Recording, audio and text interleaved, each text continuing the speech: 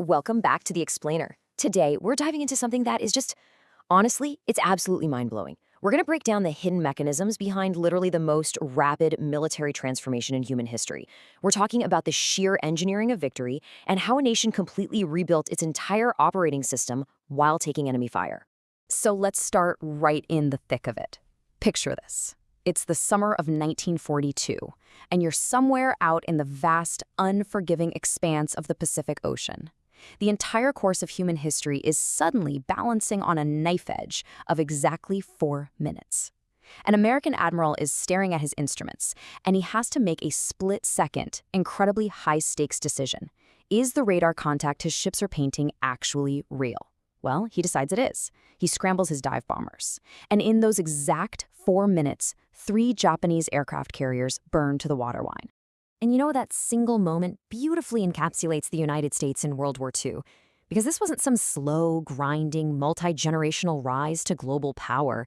No way. We're talking about a country that was essentially asleep, completely caught off guard by the devastating strike at Pearl Harbor. Yet it turned around and built the most overwhelming war machine in human history in roughly 3 years. Okay, let's dive into this. How exactly did that happen? Because the answer isn't just, we had more stuff or we were bigger. It's so much more fascinating than just raw power. The truth is deeply mechanical, but as you'll see, it's also profoundly human. First up, Layer 1, the hallucinatory production surge.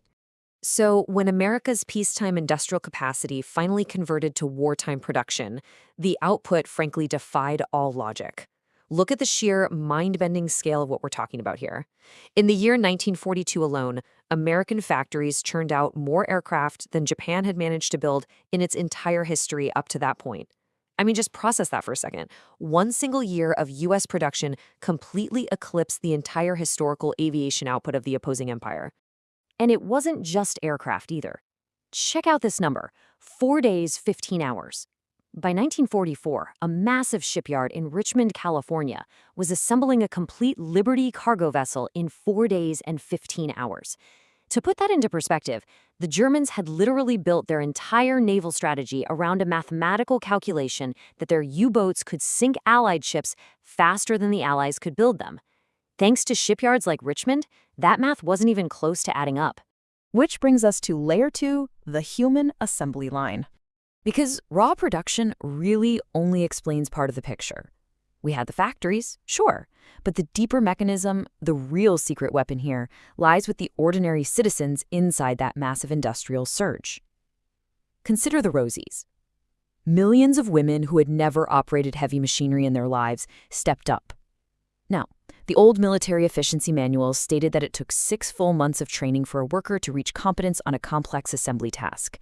But American factories were getting these women ready to weld submarine pressure holes and rivet aluminum skin onto B-17 bombers in just 6 weeks. And the way they pulled that off was actually a training philosophy borrowed straight from Henry Ford's auto industry. Step 1, break every complex job down into the smallest possible repeatable motion. Step 2, teach that single motion.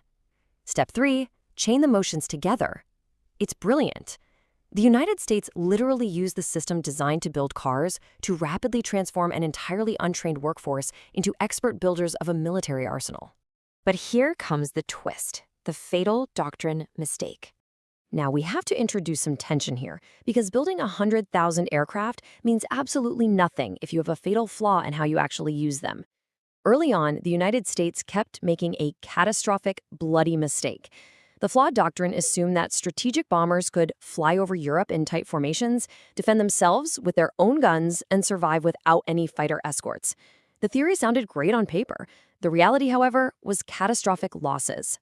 60 bombers, 600 men, on a single mission over Schweinfurt, Germany in October of 1943. The 8th Air Force lost exactly that in one single afternoon. This wasn't some strange anomaly or a stroke of bad luck. This was the deadly doctrine revealing its own massive, fatal flaw. So we need to look at Layer 3, the engineering fix. So the obvious question is, how does a system fix a massive, bloody error like that in real time, right in the middle of a global conflict? Well, the solution was shockingly simple. It was a piece of engineering called the drop tank. It's exactly what it sounds like, a detachable external fuel tank. But what's really interesting about this is how revolutionary it was. It allowed P-51 Mustang fighters to carry enough fuel to escort those vulnerable bombers all the way to Berlin and then drop the tanks to dogfight the enemy before flying back. This simple little drop tank fundamentally altered the air war. Because pilots finally had the freedom to chase German interceptors all the way back to their airfields, the ultimate result was the destruction of the Luftwaffe on the ground.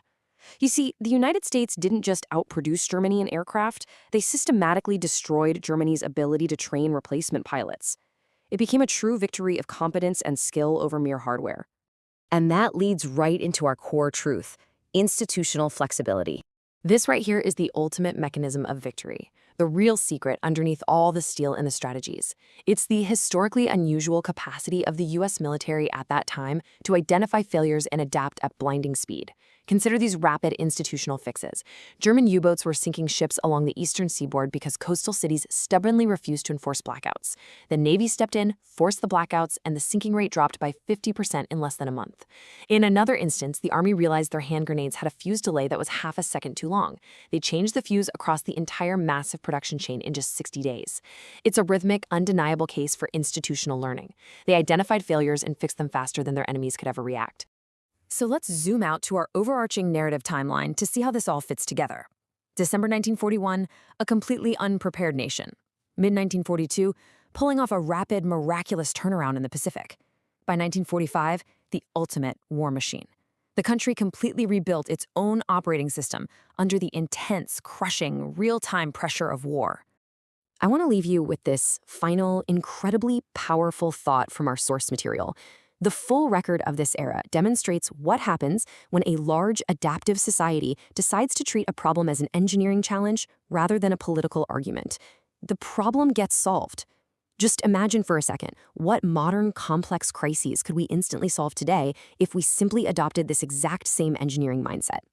Thank you so much for joining me on this explainer. Keep learning, keep asking questions, and I will see you in the next one.